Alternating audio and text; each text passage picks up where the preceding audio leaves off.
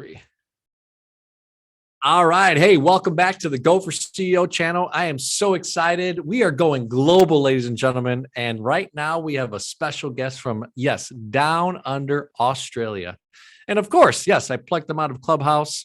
It's been a good buddy of mine for the last 6 to 7 months. I haven't seen him lately or talked to him, but he was so generous to spend some time with us. It's morning in Australia. It's afternoon in our time here in the United States in Chicago, but super excited because he's been a serial entrepreneur. And, we bring you the CEOs, the founders, the entrepreneurs, and the intrapreneurs for the Go for CEO channel to learn from local to medium-sized businesses that really are blowing up across the world. So super excited to have you on, Nathan, from Sprint Finance and many other businesses. So thanks so much, buddy, for coming on. John, thank you so much for inviting me on. I'm a big fan of your show, and I'm a big fan of yourself as well. So absolute pleasure to spend some time with you today.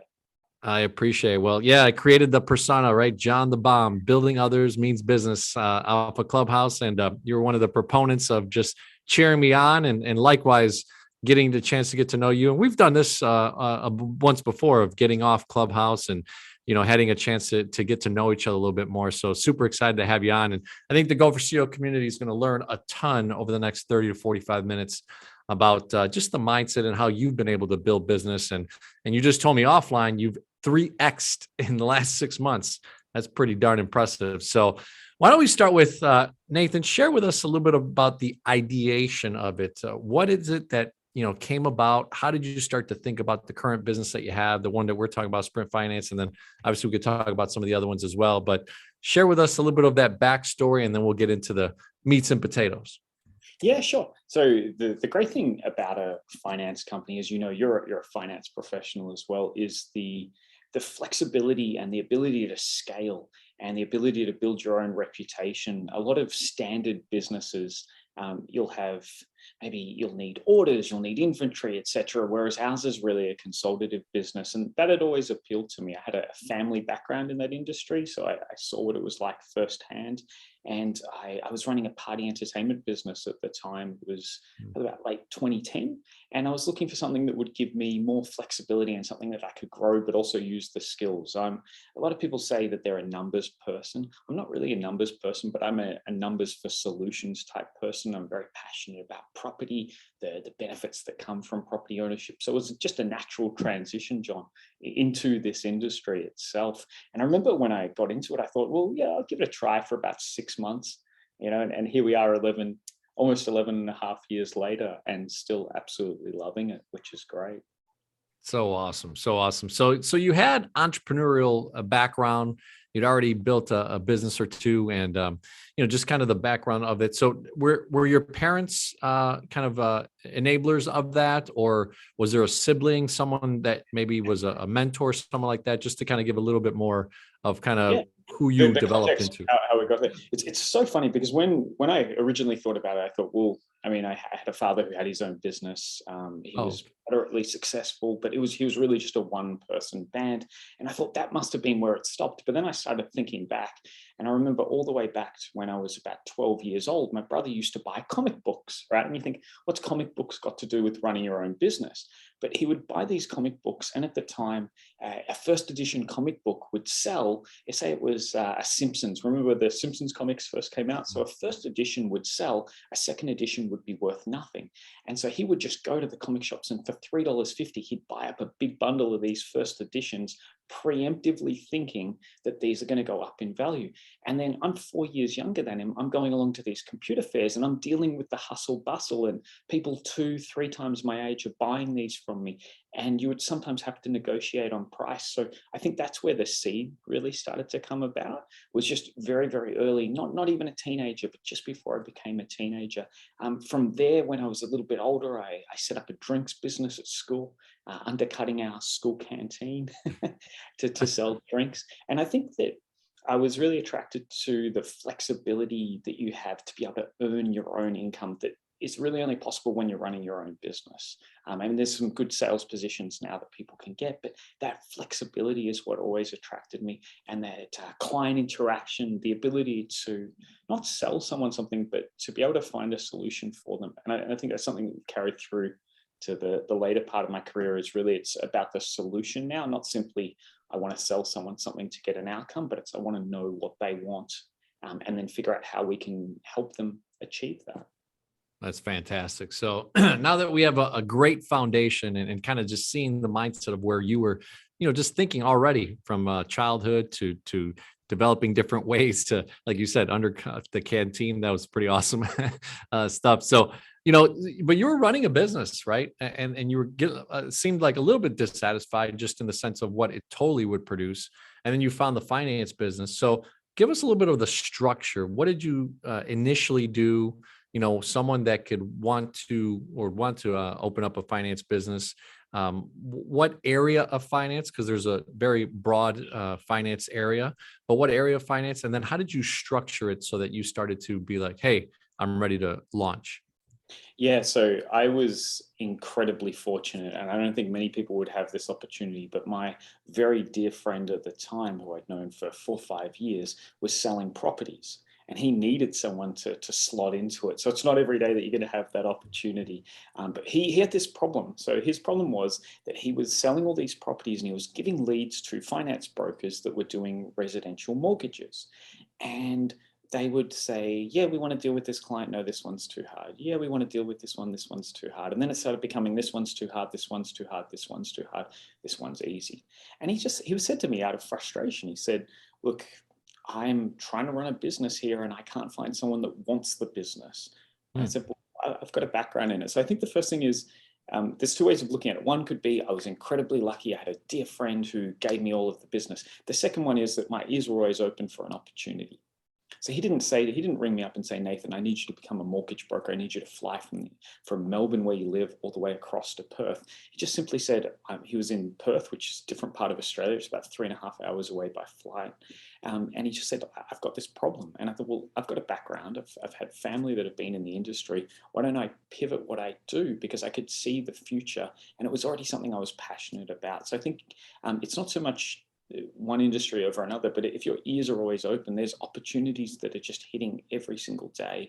And I think a lot of us, we're trying to find the magic thing. So we'll try something for a little while and it doesn't work and we run on to the next one. But if you're just always keeping that open mindset, that I'm open to really good opportunities and I deserve it, then when they come, they fall into your lap, literally like this one did. And from there, though, it's one thing to get the volume, right, John? So you get the volume through, but then you've got to match that with the delivery mechanism. So how Mhm. did we learn that? Well, terribly. We learned through, we made every single possible mistake. I thought I could solve problems initially just by hiring lots of people. So I hired lots of people. It's what you do when you start getting revenue, right? So what we learned over a period of time is it's not about people, it's about the process. And then if you've got a good process, then you get good people. Whereas people all want to find that magic bullet of, I just need one good employee. Have you heard that one before? Mhm. Just need one good person. But it's not. If you've got a good process, then a good person will want to work in a good process. There's good employees don't want to work in bad processes unless they like a massive challenge, and that's a different thing. So we had to learn to build a methodical process, and that took several years. In fact, I would say that we're still developing the process today, but as the process gets bigger and the process gets better, we're able to scale it and we're able to find better quality, or not so much better quality stuff. We had a lot of great stuff with them. We're able to find people that really support that vision and enjoy that process, because people don't want hectic disarray, right, when they're working. They want to be able to go to work, feel empowered, and learn something, and then go home at the end of the day and enjoy the time with their family. So that was probably one of the biggest things if I could go back in time. Although the thing is, though, John, as you know, usually when you reverse engineer everything, you're kind of happy that you made those mistakes early on, because they were just really great lessons that generally help you. So I enjoy that you took us right into process, right? People, product, and process typically are kind of those three different areas of business. I'd love to go a little bit deeper because the Go for CEO community really is here on a daily basis, learning from small to medium-sized business owners like yourself. So help us understand. So you had a friend that was doing really, really good on the real estate side, but needed a financing partner. You get this opportunity. You're like, wow, this doesn't come around very often, as you stated, right? So what did the actual activities look like, and what do they look like today? So give us that journey, and how then did you really start to master these processes that you're talking about, specifically on like, hey, the client would call in from the real estate, he's doing business with my friend, and now we start the process. We take down the information, we evaluate this, we look out to lenders, those types of things. Yeah, sure. So just to sort of go back again, so we've got a situation where he's got all these sales, but he's got no one that can match it up for that. And so the first step was there was no customer service that was being delivered. So the first thing that we did was we were jumping on the phone to clients very, very early on in the equation, having that nice conversation with them, because all people require, they don't require a solution immediately, but they like to know, most people, they work on check boxes, right? So they like to know, okay, that bit's sorted, and then they can move on with the next step. So the step one was that we had to figure out a really, really good way that we could provide a tremendous customer service experience for someone.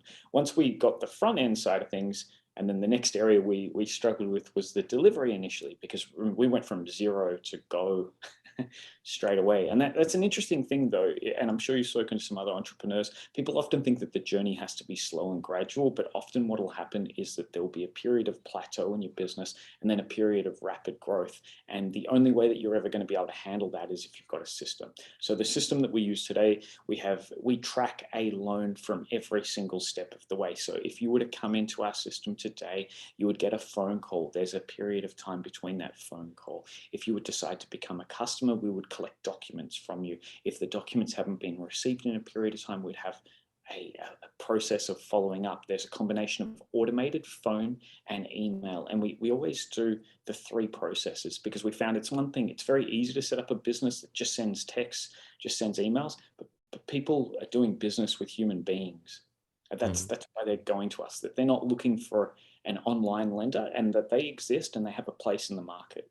But for us, they're wanting that personalized. And so then again, it's just simply tracking the whole way through. And there's a whole bunch of variables, but the step one is you write them all down in an Excel spreadsheet. You jump on a Zoom like we're doing now, you do a screen share and you record it. Because if a lot of business owners keep all of the IP in their head, and they think, and I was this person initially, and they think that they can solve it by just hiring more people. And then when those people come and they don't understand what's in their head because they don't read their mind, they get angry that they don't understand it, and they think that they've got the wrong person. And it took me about 7 assistants to realize that I didn't have the wrong assistants. I was the wrong boss. That process. Wow. I think it's a matter of just being honest with yourself about it and just saying, so the help that I got, I got mentoring and coaching. I mean, this is things like what your channel is providing business owners. You're saving them not only time and effort from the mistakes, but costly mentoring that they may, but it's not even the cost of that. It's the opportunity cost, how inefficiently I ran my business. You couldn't even put a dollar figure, or you wouldn't want to put a dollar figure on how much it costs you by being inefficient. So it's step it down, methodically look at it.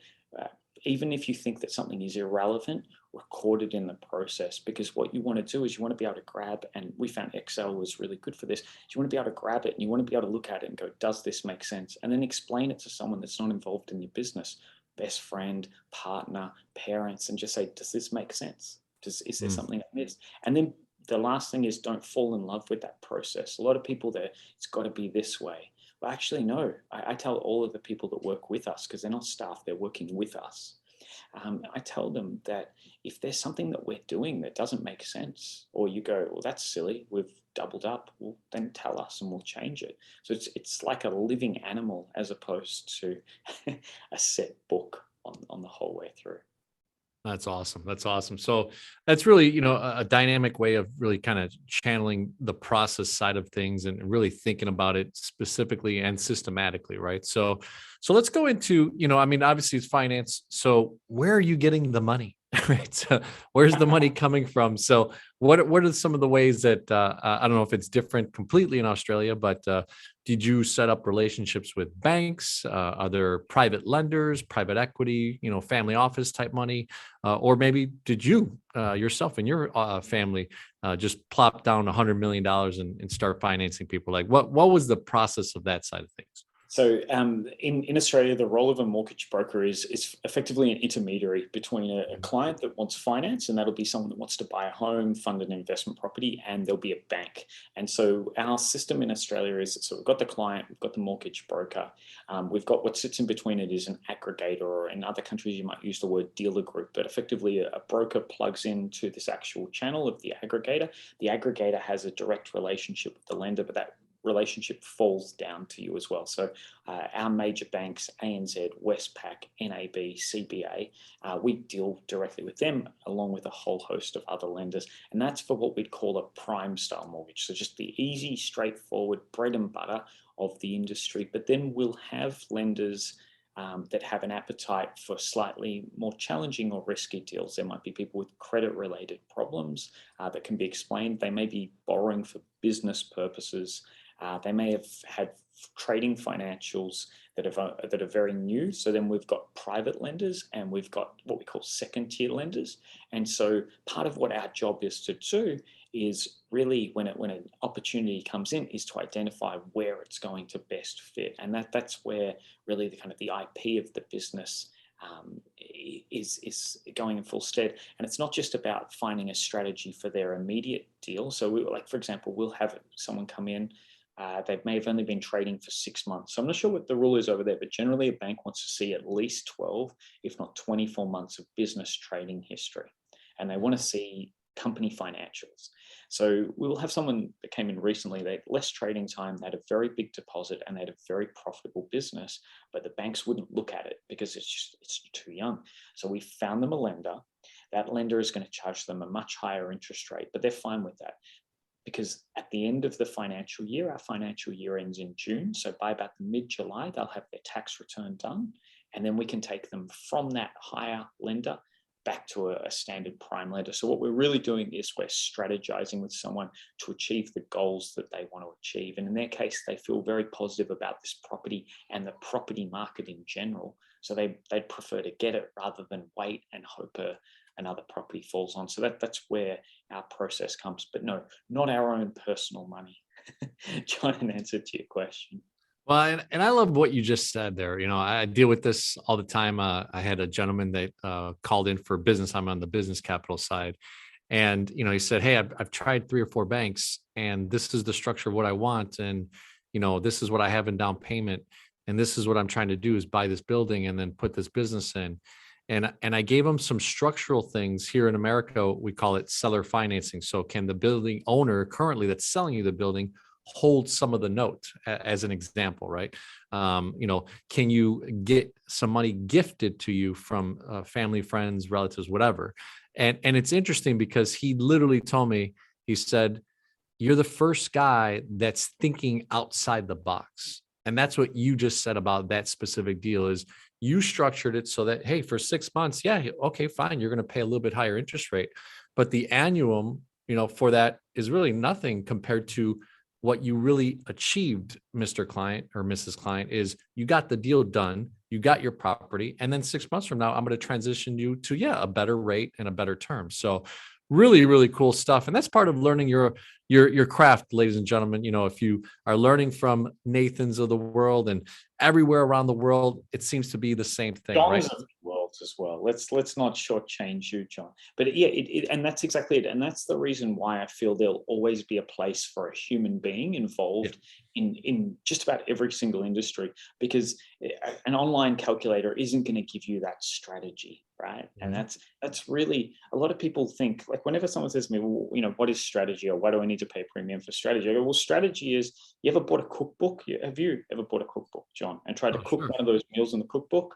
I don't know about you, when I've tried it, it turns out horribly. Like Jamie Oliver writes a cookbook and you follow it step by step, right? Or Gordon Ramsay step by step.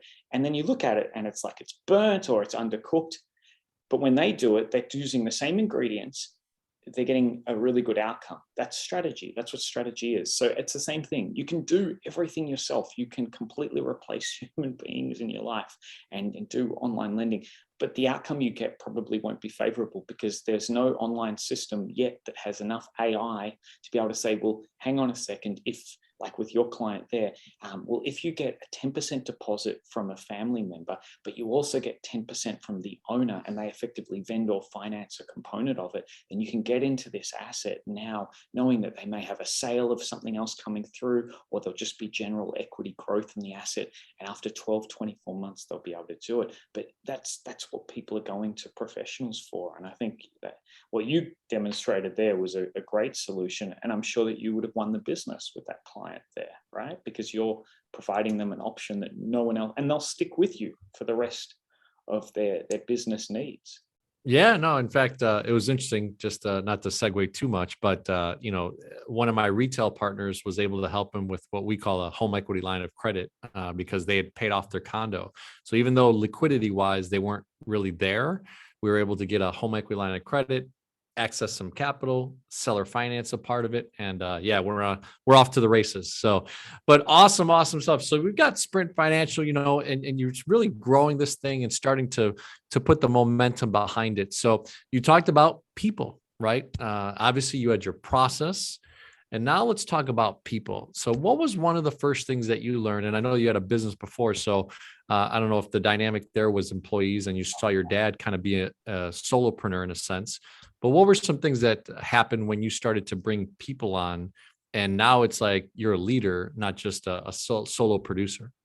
Well, the first thing that happens is your productivity massively drops because for most of us is when you're doing solopreneur, every deal that comes in you're dealing with, right? So if you come into me as John the client, then John the client's going to get an update from Nathan, and now all of a sudden John the client's getting an update from Chanel or Michelle or someone else, and they don't know them, they don't have that relationship with them.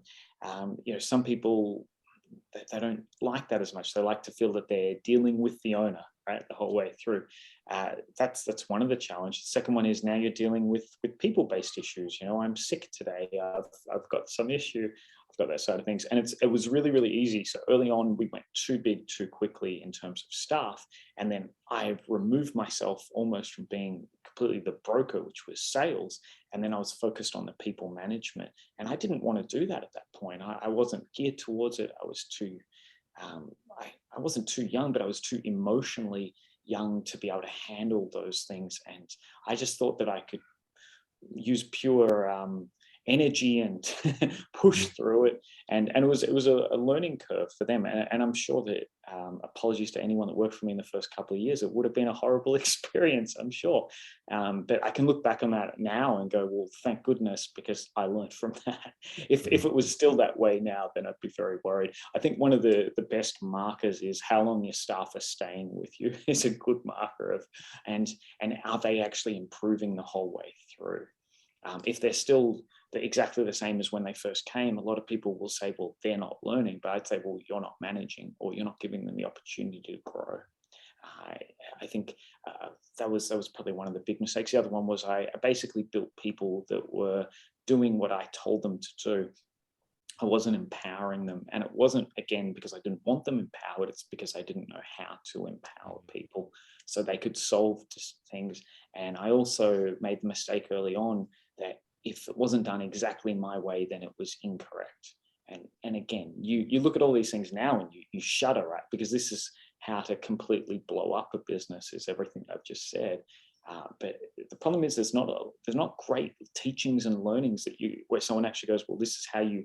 A lot of people focus on the longer term scale. I think what's great about your channel, John, is that you really focus on that initial SME growth. So from that very, very that incubation period, they may not have even had a business to now they can actually move it to a small team, and everyone else is focused on the revenue side of things, but not the process and the team dynamic that goes along with it. So. Well, it's unfortunate in the United States. I don't know if the statistics are the same down under, but 95% of businesses fail within the first 2 years, and like 99.9 something fail in the first 5 years. So the statistics are horrible. We've got about 27 million small businesses in America, and it's interesting, right? Because that means that like 100 million started, or way more than that. And really there's only a few left, right? But it's been an interesting time. So help me understand, and let's walk this through, and then we'll kind of get to the ending part of our interview with our CEO model. But the funding side, I'm very curious. So when you started the business and you went to these banks, what was some of the ways that you courted them, or were they courting you because you're bringing business to them? So what was the dynamic there? Yeah, so in Australia, it's really, really easy. So the mortgage broking industry is very, very mature. When I was there, it was sort of at the mid-level of maturity. So by slotting into an aggregated group, the relationships are already there. So they've got business relationship managers in Australia. They call them BDMs, business development managers. They'll partner with you. These people at that time were even more hands-on because their portfolio of brokers that they had were smaller. Now, as the industry is even more mature, they sometimes have a 500, 600 people under one of them that they're building a relationship with. Trying to catch those guys on the phone can be hard. But the market was just already matured. They very easily walked us through the business. The training that they all give was fantastic. So that wasn't really the challenge. The challenge was learning the intricacies of the policies of every single lender, because they all had different things they liked to do, and it used to change, but it didn't change quite as fast. And now it's a very, very rapidly changing environment. So a large portion of what we do is learning, okay, they'll do this, but they won't do this.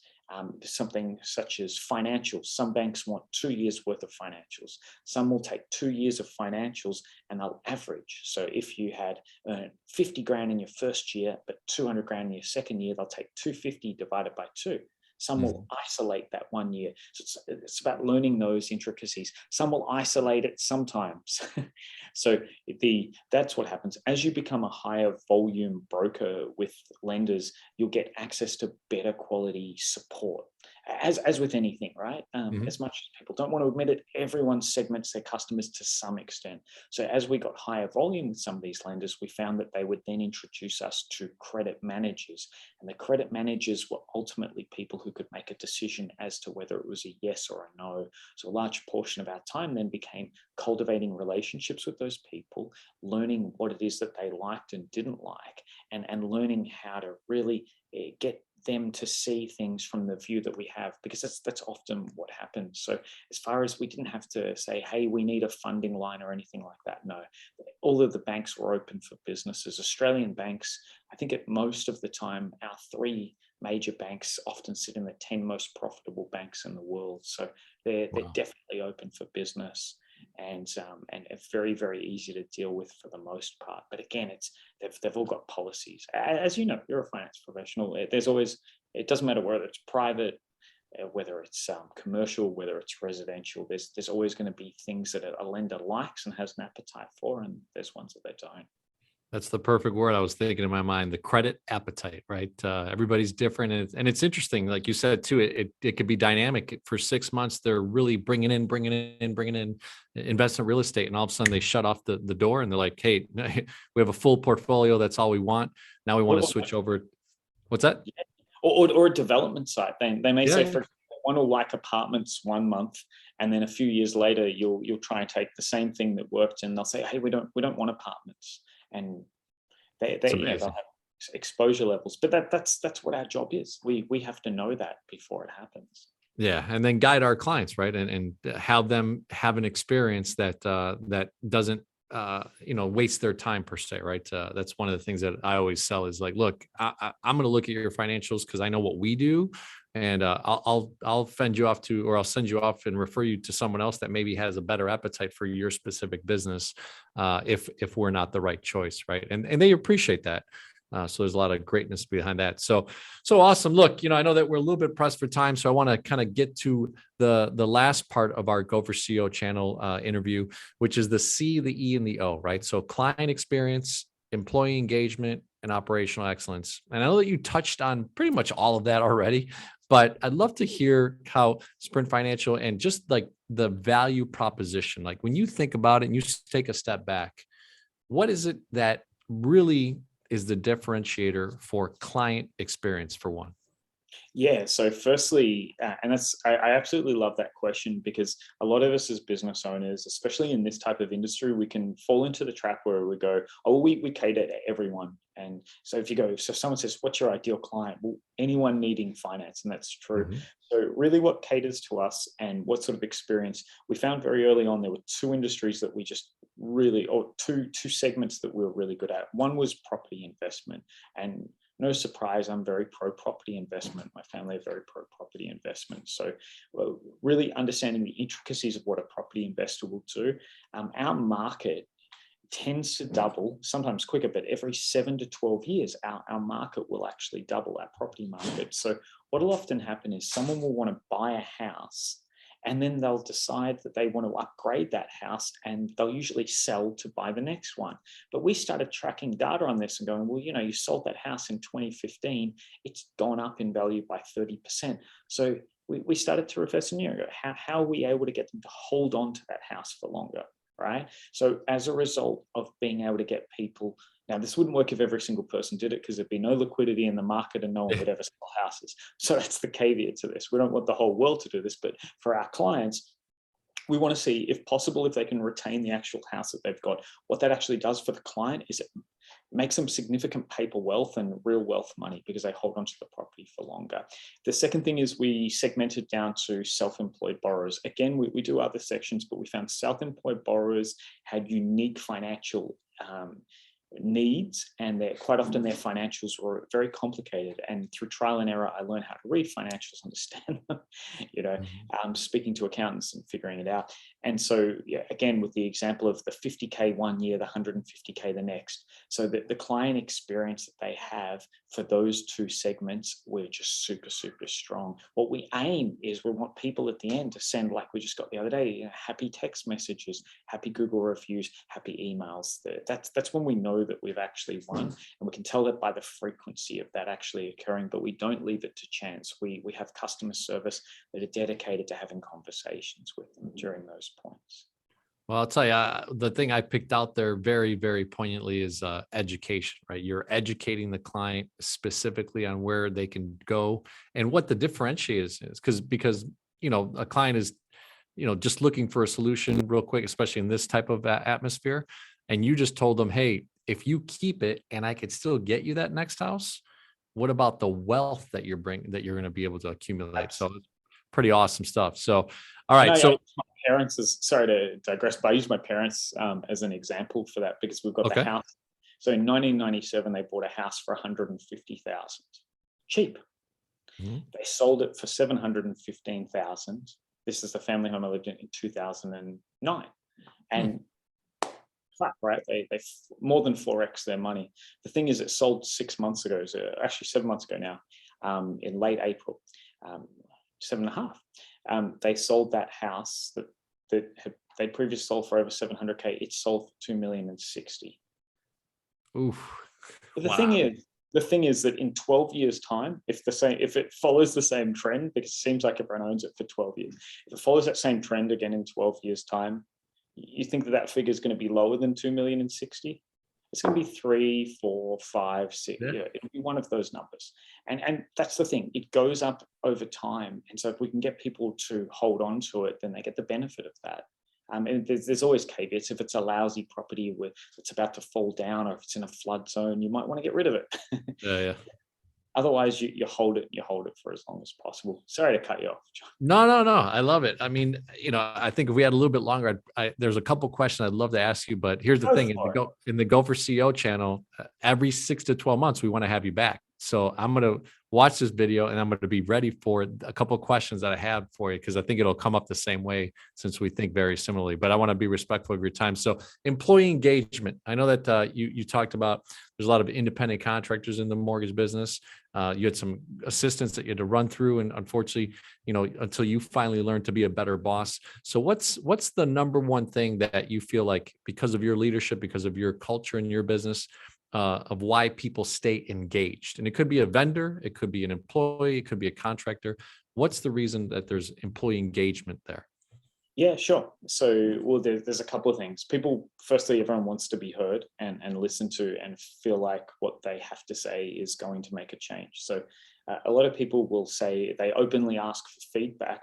I ask for feedback, and if I hear feedback that might be that I didn't do something right, well, I've got two choices. I'm going to get angry about that, or I'm going to go, well, that's probably good feedback. So the first thing is, if you're going to ask for feedback, you've got to be willing to listen to that feedback and not just listen to it, because anyone can listen to it and then go, oh, okay, I'll be better. What are you going to do differently? And it doesn't mean complete flip of your personality, but how are you going to slightly change? So we're about continuous improvement rather than massive changes. The next thing is really bringing them in on what the vision is, because no one wants to be building someone else's ivory tower.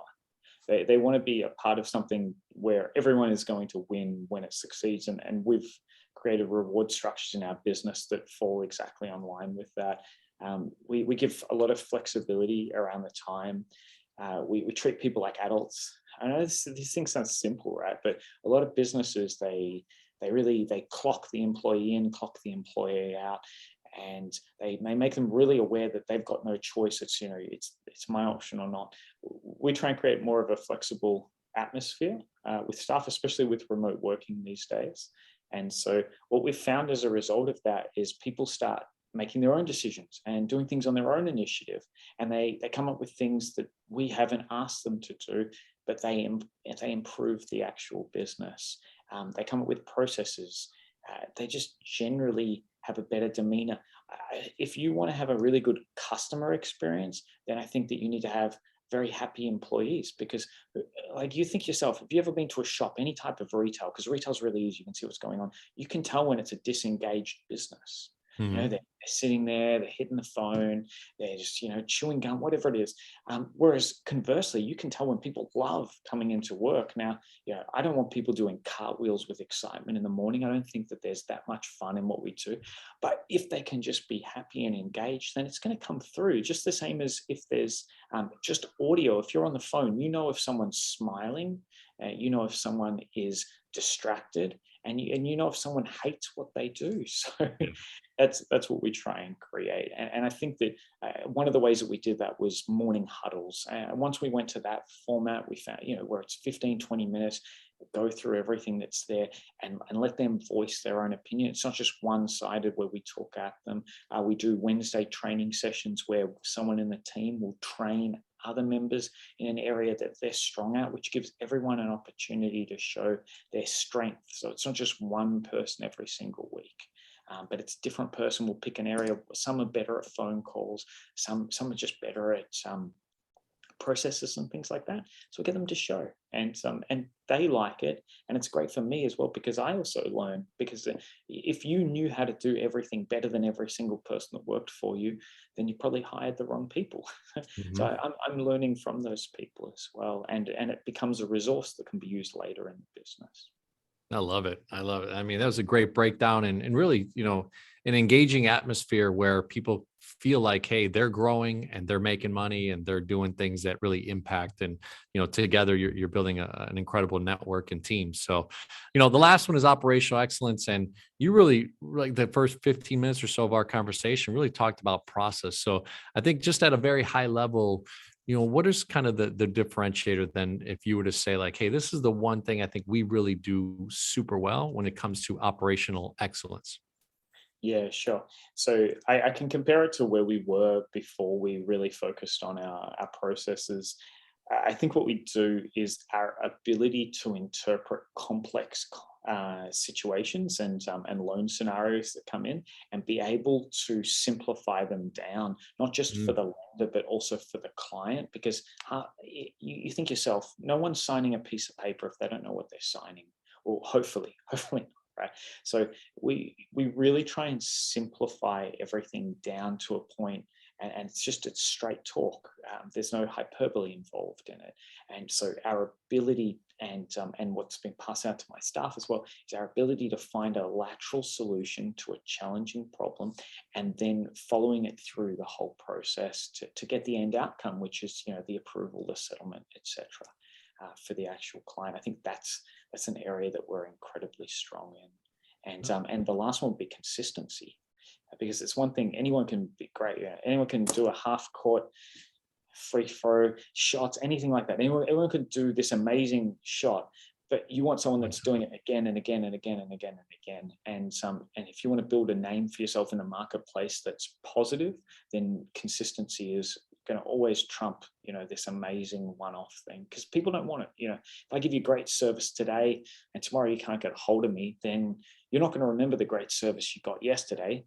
You're going to remember the fact that I didn't get back to you. That's right. I mean, it's interesting, right? You go to places like a Starbucks because it's the same consistency over and over. I know that my chai latte that I like tall, I'm going to get it the same exact way, right? The apple cider one that I like too. I'm not a big coffee guy, but that's the two things I go there for. And it's exactly the same every single time. So really awesome stuff.